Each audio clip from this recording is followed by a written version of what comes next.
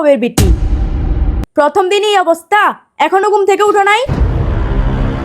জি জি শাশুড়ি মা, এখনো উঠতেছি। আমাদের বাড়িতে কেউ এত বেলা পর্যন্ত ঘুমায় না। সরি মা, বুঝতে পারি নাই। বৌমা, দেখে যাও কে আসছে। আসসালামু আলাইকুম। বৌমা, মুরব্বীদেরকে পা ধরে সালাম করতে হয় জানো না তুমি? এটা তোমার খালা শাশুড়ি, পা ধরে সালাম করো।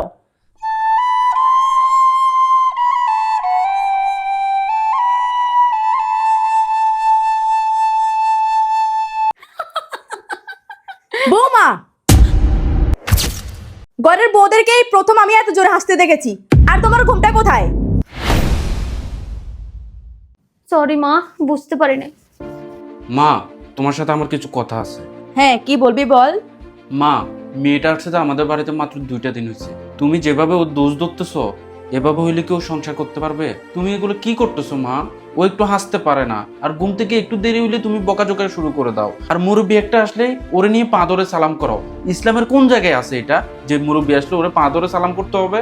মা, তুমি তো আগে এরকম ছিল না, ও আসার পরেই তুমি এরকম হয়ে গেছো। শোনো, তুমি আমাকে এত বোঝাতে আইসো না। পরের বাড়ির মেয়েদেরকে প্রথম দিকে টাইট না দিলে পরে মাথায় উঠে নাচবে। কি বলো মা? ওরে কি টাইট দেওয়ার জন্য আমরা এই বাড়িতে নিয়ে আসছি? বেশি বউ পাগলা হয়ে যাস না, পরে কিন্তু বুঝতে পারবি।